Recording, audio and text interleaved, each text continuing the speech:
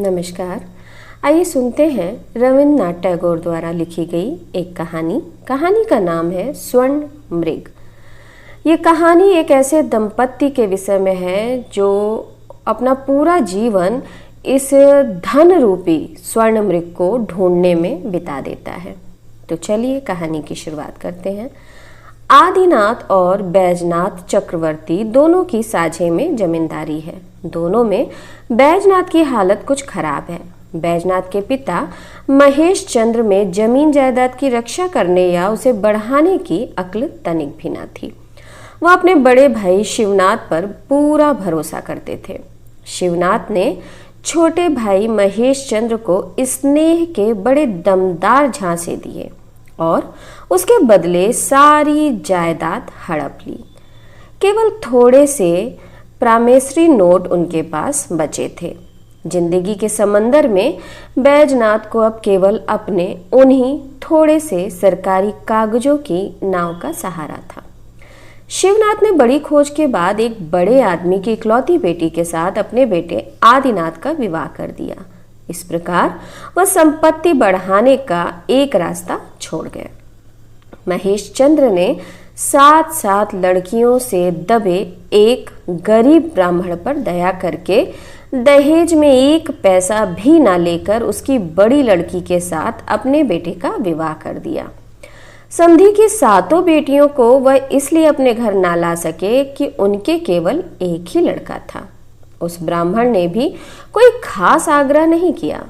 फिर भी सुनते हैं कि शेष बेटियों के विवाह के लिए उन्होंने समधी को अपनी हैसियत से ज्यादा रुपए पैसे से मदद की थी। पिता की मृत्यु के बाद बैजनाथ अपने प्रामेसरी नोटों को लेकर बिल्कुल निश्चिंतता और संतोष के साथ जिंदगी बिताने लगे। काम धंधे की बात उनके मन में कभी आती ही ना थी। उनका काम बस इतना ही था कि पेड़ की डाली काट कर बैठे बैठे उसकी छड़ी बनाया करते। दुनिया भर के बच्चे और युवा उनके पास आते और छड़ी प्राप्त करना चाहते। वह उन्हें छड़ी बना बना कर दे देते। इसके अलावा उदारता की तेजी में मछली पकड़ने का डंडा और पतंग उड़ाने की चरखी वगैरह बनाने में ही उनका काफी समय लग जाता। ऐसा कोई काम हाथ में आ जाए कि जिसमें बड़ी होशियारी से बहुत कुछ दिनों तक छीलने घिसने की आवश्यकता हो और दुनिया की उपयोगिता को देखते हुए उसमें उतना समय बर्बाद करना व्यर्थ लगे तो उनके उत्साह की सीमा ही ना रहती। प्रायः देखा जाता है कि मोहल्ले में जब दलबंदी और षड्यंत्र के पीछे बड़े पवित्र चंडी मंडप और चौबारे धुआंधार हो उठते हैं, तब बैजनाथ एक कलम छीलने वाला चाकू और एक डाली हाथ में लिए सवेरे से दोपहर तक और खाने पीने के बाद शाम तक अपने चबूतरे पर अकेले अपनी धुन में मस्त बैठे रहते हैं। षष्ठी देवी की कृपा से बैजनाथ के 2 लड़के और 1 लड़की पैदा हुई, पर पत्नी मोक्षदा सुंदरी का असंतोष दिन पर दिन बढ़ता ही जाता है। उन्हें अफसोस है कि आदिनाथ के घर जैसा आयोजन है, बैजनाथ के क्यों नहीं। उस घर की विंध्यवासिनी के जैसे और जितने गहने हैं, बनारसी और ढाके की जितनी साड़ियां हैं, उनके यहाँ बातचीत का जैसा ढंग और रहन सहन का जैसा ठाठ है, वैसा मोक्षदा के घर नहीं। इससे बढ़कर नाइंसाफी की बात और क्या हो सकती है। मजा यह कि एक ही कुनबा है, छल से भाई की जायदाद हड़प कर इतनी उन्नति की है। जो सुनती त्यों मोक्षदा के दिल में अपने ससुर और ससुर के इकलौते बेटे पर अश्रद्धा और अवज्ञा की भावना बढ़ती जाती। अपने घर में उसे कुछ अच्छा भी ना लगता। सभी बातों में उसे रुकावट और बेइज्जती दिखाई देती। सोने की खटिया है, वह भी ऐसी कि मुर्दा ले जाने की खाट से भी बदतर, जिसकी 7 पीढ़ियों में अपना कहने को कोई ऐसा नहीं कि एक अनाथ चमगादड़ का बच्चा भी इस घर की टूटी फूटी पुरानी दीवार में चिमटा रह सकता। और घर की सजावट देखकर तो नहीं, महात्मा परमहंस की आंखों में भी पानी आ जाए। इन सब अत्युक्तियों का विरोध करना मर्दों जैसी कायर जाति के लिए संभव ही नहीं। इसलिए बैजनाथ बाहर के चबूतरे पर बैठकर दूनी लगन के साथ छड़ी छीलने में लग गए। लेकिन चुप्पी आफत की अकेली अचूक दवाई नहीं है। किसी न किसी दिन पति की कारीगरी में बाधा डालकर मोक्षदा उन्हें अंतःपुर में बुलवा ही लेती और बेहद गंभीरता से दूसरी ओर ताकती हुई कहती, ग्वाले से कह दो दूध बंद कर दे। बैजनाथ सन्नाटे में आ जाते और नमई से पूछते, दूध बंद करने से काम कैसे चलेगा?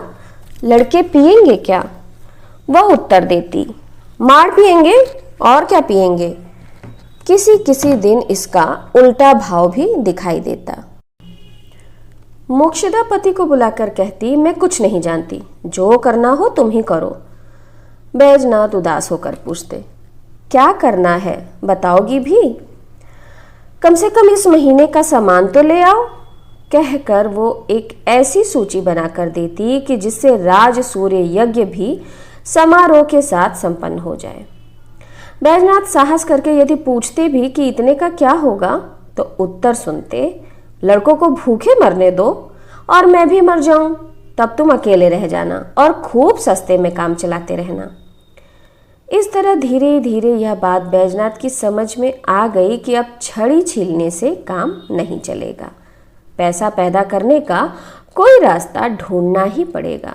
नौकरी या रोजगार करना बैजनाथ के लिए संभव नहीं है। लिहाजा उन्होंने सोचा कि कुबेरों के भंडार में घुसने का कोई आसान रास्ता ढूंढना ही इस मुसीबत से बचने का अकेला तरीका है। एक दिन रात बिस्तर पर पड़े पड़े वे बड़ी दीनता से प्रार्थना करने लगे, हे माता जगदम्बे, सपने में यदि किसी दुसाध्य रोग की पेटेंट दवा दो तो अखबारों में विज्ञापन लिखने का भार मैं ले लूंगा। उस रात उन्होंने सपने में देखा कि उनकी पत्नी उनसे बिगड़कर झट से विधवा विवाह करने की प्रतिज्ञा कर बैठी है। धन की कमी के कारण काफी गहने कहाँ मिलेंगे, कहकर बैजनाथ उनकी प्रतिज्ञा का विरोध कर रहे हैं और विधवा को गहने की जरूरत नहीं, यह कहकर पत्नी उसका खंडन कर रही है। इसका मुंह तोड़ जवाब अवश्य है, पर उस समय उनके मस्तिष्क में नहीं आया। इतने में नींद उचट गई, देखा सवेरा हो गया है। तब झट से उनके मस्तिष्क में आया कि उनकी पत्नी का विधवा विवाह क्यों नहीं हो सकता। इसके लिए वे कुछ दुखी भी हुए। दूसरे दिन सवेरे नहा धोकर बैजनाथ अकेले बैठे पतंग में डोरा डाल रहे थे। इतने में एक सन्यासी ने आकर द्वार पर जयकार की। सन्यासी को देखते ही बिजली की तरह बैजनाथ को भावी ऐश्वर्य की चमकदार प्रतिमा दिखाई दी। सन्यासी का बड़ा आदर सत्कार किया और बढ़िया भोजन से उसे तृप्त किया गया।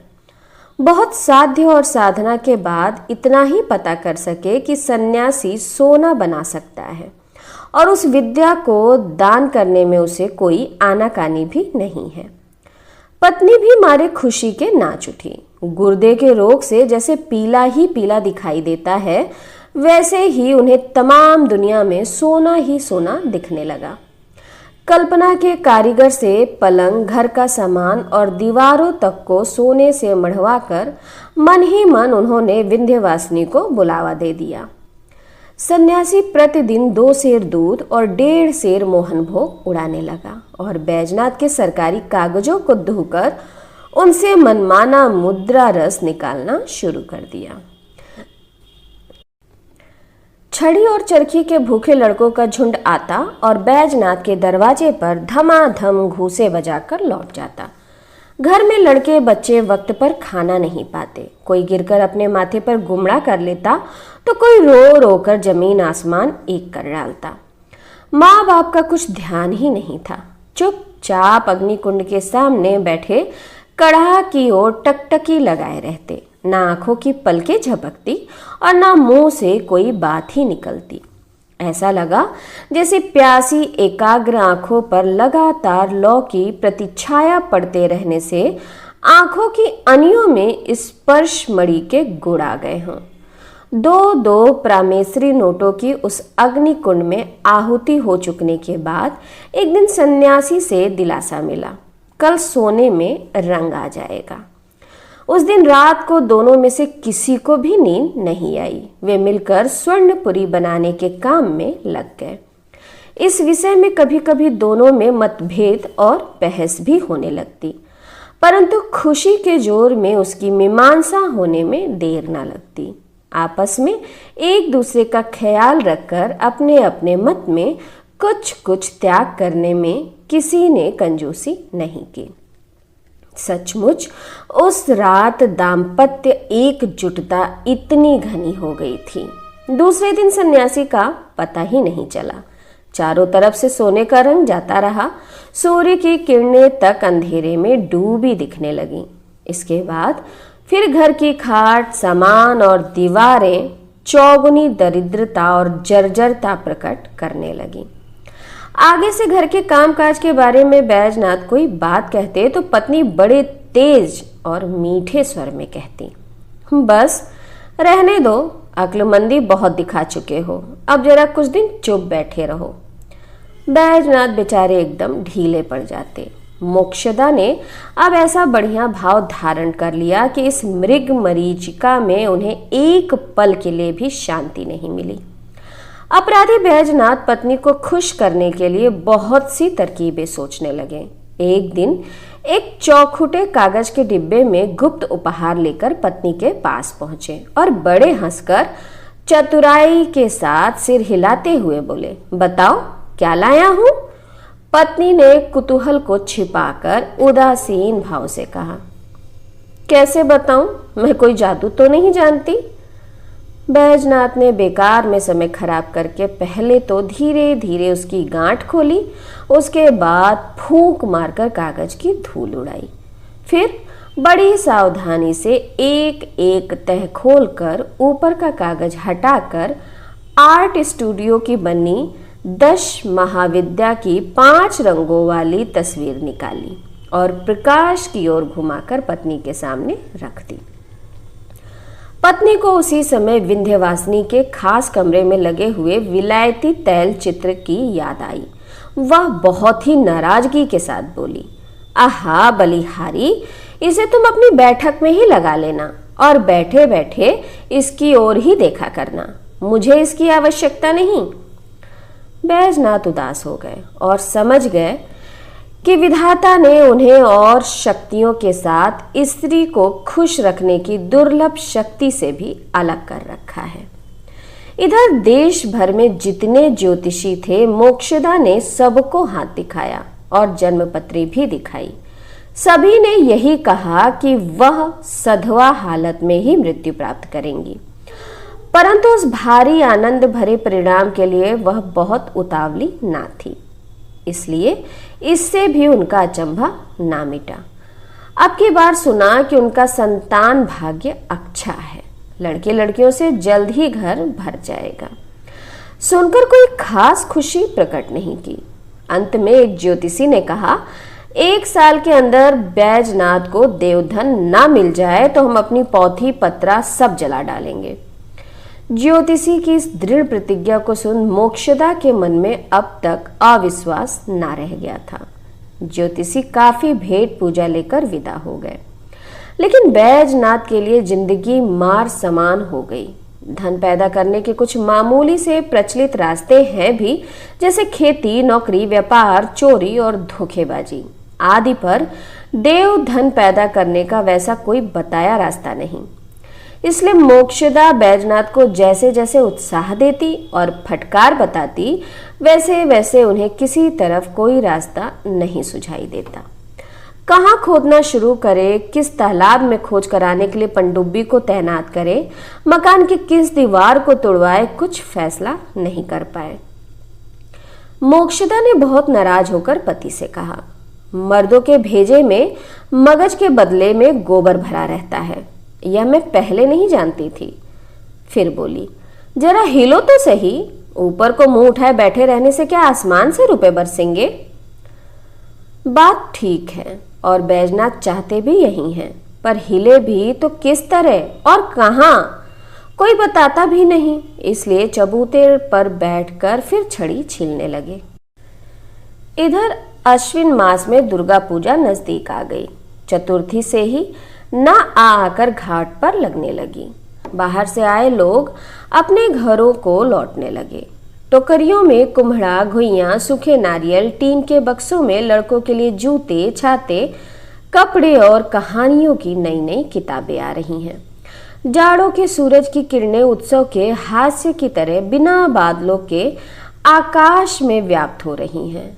अधपके धान के खेत थर थर कांप रहे हैं। पेड़ों की वर्षा से धुली हुई तेज युक्त हरी हरी पत्तियां नए जाड़े की हवा से सिसकारी भर रही हैं और चाइना टसर का कोट पहने, कंधे पर तही हुई चादर लटकाए, सिर पर छतरी ताने परदेश से लौटते हुए यात्रीगण खेत के रास्ते से घर की तरफ जा रहे हैं। बैजनाथ बैठे बैठे यही देखा करते और उनके दिल से लंबी सांसें निकलती रहती। खुशियों से शून्य अपने घर के साथ बंगाल के हजारों घरों के मिलन के उत्सव की तुलना करते और मन ही मन कहते, विधाता ने मुझे ही क्यों ऐसा निकम्मा पैदा किया। लड़के सवेरे ही उठकर प्रतिमा निर्माण देखने के लिए आदिनाथ के घर के आंगन में जाकर बैठ गए। खाने का समय होने पर दासी उन्हें जबरदस्ती वहां से पकड़कर ले गई। बैजनाथ उस वक्त चबूतरे पर बैठे आज के इस संसार भर में फैले उत्सव में अपने जीवन की असफलता की याद करके दुखी हो रहे थे। नौकरानी के हाथ से दोनों लड़कों को छुड़ाकर प्रेम से उन्हें अपनी गोद के पास खींचकर बड़े लड़के से पूछा, क्यों रे, अब की बार पूजा में तू क्या लेगा, बोलना। अविनाश ने उसी वक्त उत्तर दिया, एक नाव देना बापूजी। छोटे लड़के ने भी सोचा कि बड़े भैया से किसी विषय में कम रहना ठीक नहीं। बोला, मुझे भी एक नाव दो बापूजी। बाप के योग्य बेटे हैं, एक निकम्मी दस्तकारी मिल गई है कि आप धन्य हो गए। बाप ने कहा, अच्छा ठीक है। इधर ठीक समय पर पूजा की छुट्टियों में काशी से मोक्षदा के एक चाचा घर आए। वह वकालत करते थे। मोक्षदा ने कुछ दिनों उनके घर काफी आना जाना रखा। अंततः एक दिन पति से कहने लगी, सुनते हो तुम्हें काशी जाना पड़ेगा। काशी जाना पड़ेगा? हाँ, तुमको काशी जाना होगा। बैजनाथ को अचानक ऐसा लगा जैसे शायद उनका अब मौत का वक्त आ पहुंचा है। अवश्य किसी ज्योतिषी ने जन्मपत्री देखकर कहा होगा, इसीलिए पत्नी उनकी सद्गति के लिए उपाय कर रही है। बाद में पता चला कि काशी में एक मकान है और वहां गुप्त धन मिलेगा। उस मकान को खरीदकर उसमें से धन निकाल कर लाना होगा। बैजनाथ ने कहा, यह तो बड़ी मुसीबत का काम है, मैं काशी नहीं जा सकता। बैजनाथ आज तक घर छोड़कर कभी बाहर नहीं गए। प्राचीन शास्त्रों के रचयिता लिखते हैं, गृहस्थ को किस तरह घर से निकाला जाता है। इस विषय में स्त्रियां अशिक्षित परंतु पटु होती हैं। मोक्षदा अपने मुंह की बातों से मानो घर में लाल मिर्च का धुआं भर देती थी, लेकिन उससे अभागे बैजनाथ सिर्फ आंसू ही बहाकर रह जाते, काशी जाने का नाम तक नहीं लेते। 2-3 दिन इसी तरह बीत गए। बैजनाथ ने बैठे बैठे कुछ लकड़ियों को काट छाट कर और जोड़ जोड़कर 2 खिलौने नावें बनाई। उनमें मस्तूल लगाए और कपड़ा काट कर पाल भी लगा दिया। लाल कपड़े का झंडा लगाया और पतवार आदि ठीक जगह पर लगा दी। एक गुड्डे को मल्लाह बनाया, फिर यात्री भी बैठा दिया। मतलब यह कि इसमें उन्होंने बड़ी कुशलता का परिचय दिया। उन नाव को देखकर अपने मन को बस में रख सके, ऐसे ठोस इरादे वाले बालक कम ही मिलेंगे।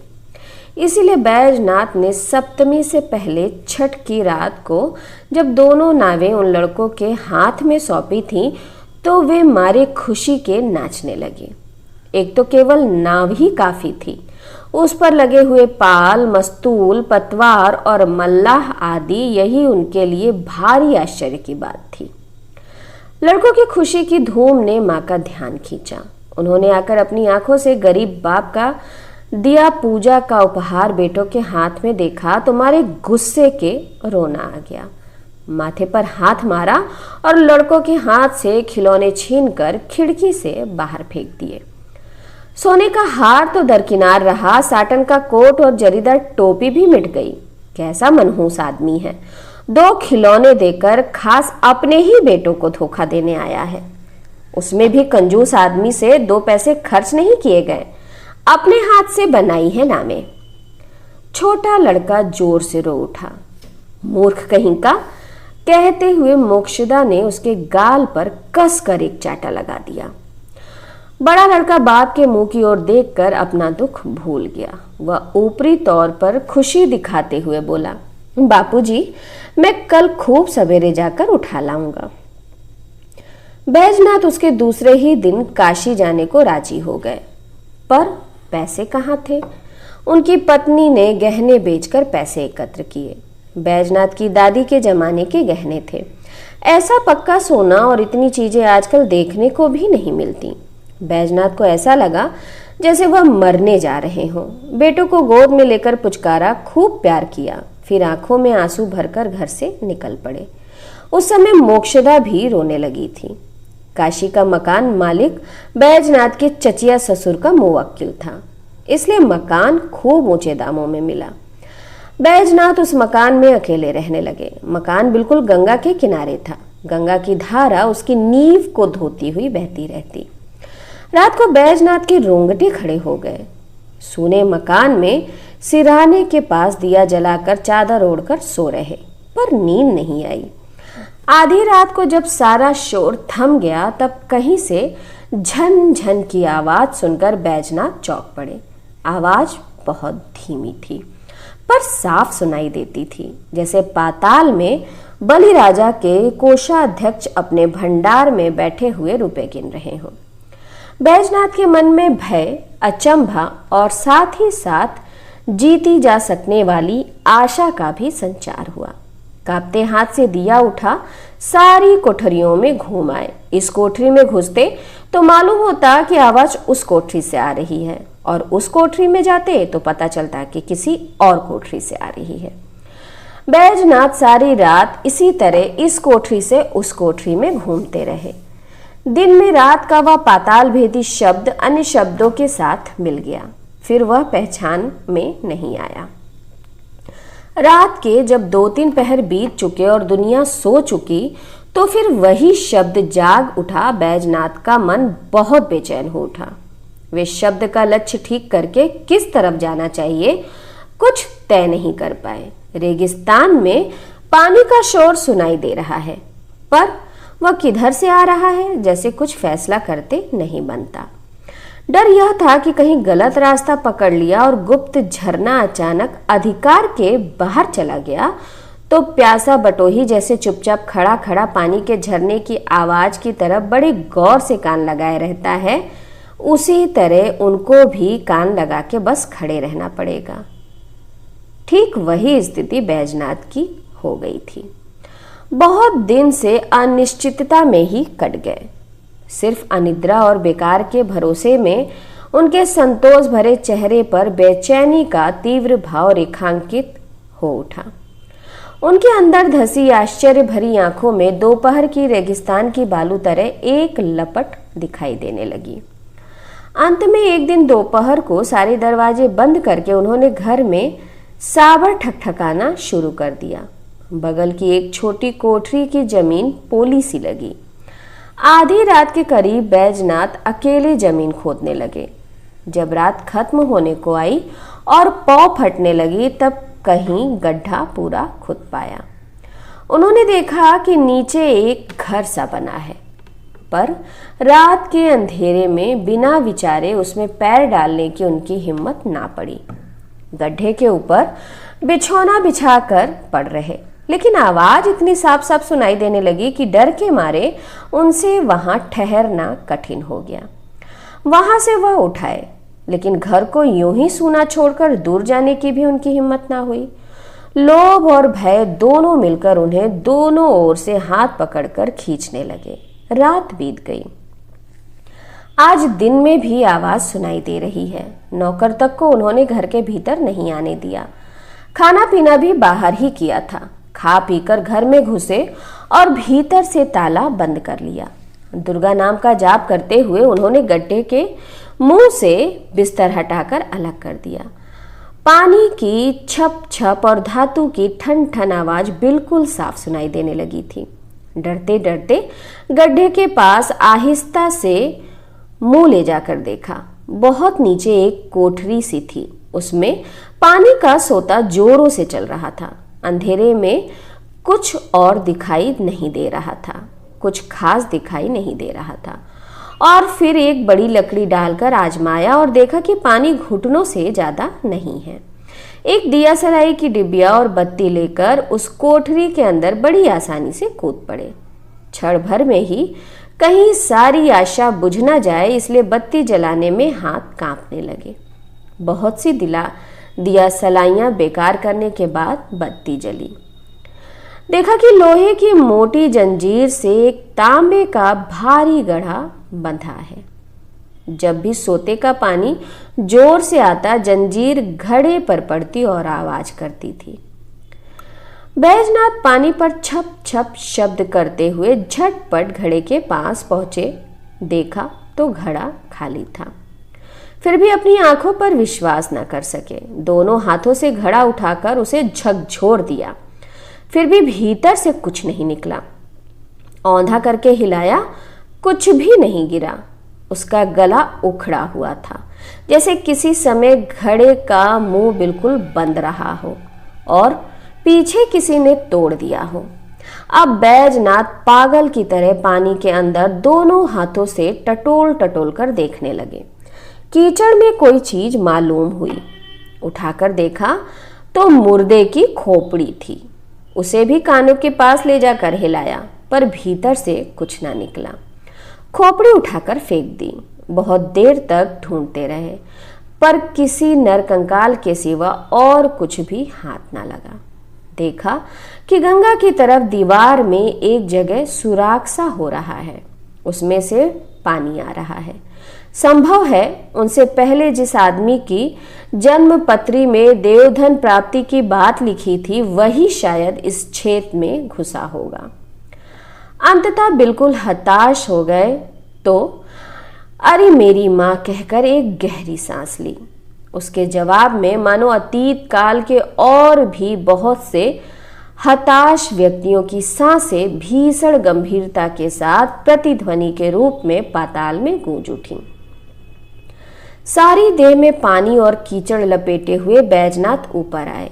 लोगों के शोर शराबे में डूबी धरती उन्हें आदि से अंत तक झूठी और उसी जंजीर से बंधे हुए घड़ी की तरह सूनी मालूम देने लगी। फिर सारा सामान बांधना पड़ा, टिकट खरीदना पड़ेगा, गाड़ी पर चढ़ना होगा, घर जाना होगा, पत्नी के सामने उत्तर देना होगा। अपने निकम्मे जीवन के भार को फिर पहले की तरह ढोना होगा। मन हुआ कि नदी के कमजोर बालू के तट की तरह झट से टूटकर पानी में गिर जाएं, पर ऐसा ना कर सके। फिर वही सामान बांधना पड़ा, टिकट खरीदना पड़ा और गाड़ी पर भी चढ़ना पड़ा। एक दिन शाम के समय घर के द्वार पर जा पहुंचे। अश्विन मास में जाड़ों के सवेरे दरवाजे के पास बैठकर बैजनाथ ने अनेक बाहर के लोगों को घर लौटते देखा था और गहरी सांस लेकर मन ही मन परदेश से घर लौटने के सुख के लिए लालायित भी हुए थे। लेकिन तब आज की इस शाम की वह सपने में भी कल्पना नहीं कर सकते थे। घर में आकर आंगन के तख्त पर भोलेपन से बैठे रहे, अंदर नहीं गए। सबसे पहले मेहरी ने उन्हें देखा और देखते ही शोर मचा दिया। बेटे दौड़े आए, पत्नी ने बुलावा भेजा। बैजनाथ का नशा सा उतर गया, जैसे फिर वह उसी पुरानी गृहस्थी में सोते से जाग उठे। सूखे मुंह पर मैली सी हंसी लिए एक बेटे को गोद में ले और एक का हाथ पकड़कर भीतर पहुंचे। दिया जल चुका था, हालांकि रात नहीं हुई थी, तो भी जाड़े की शाम में रात की तरह का सन्नाटा छाया हुआ था। बैजनाथ कुछ देर चुप रहे, फिर मीठे स्वर में पत्नी से पूछने लगे, कहो कैसी रही? पत्नी ने कोई उत्तर ना देकर पूछा, उसका क्या हुआ? बैजनाथ ने कुछ उत्तर ना दे माथे पर हाथ दे मारा। मोक्षदा का चेहरा बहुत सख्त हो गया। बेटे बेचारे किसी भारी विपत्ति की छाया देखकर आहिस्ता से हट गए। मेहरी से जाकर बोले, उस दिन वाली नाई की कहानी सुनाओ ना, और बिस्तर पर पड़ गए। रात होने लगी पर दोनों के मुंह से एक भी बात नहीं निकली। घर के अंदर जाने कैसा सन्नाटा सा छा गया और मोक्षदा के होंठ क्रमवार वज्र की तरह सख्त होने लगे। बहुत देर बाद मोक्षदा बिना कुछ कहे उठकर अपने कमरे में चली गई और भीतर से साकल लगा ली। बैजनाथ चुपचाप बाहर खड़े रहे। चौकीदार सोने वाले होशियार आवाज लगाकर चला गया। थकी हुई दुनिया सुख की नींद सो रही थी।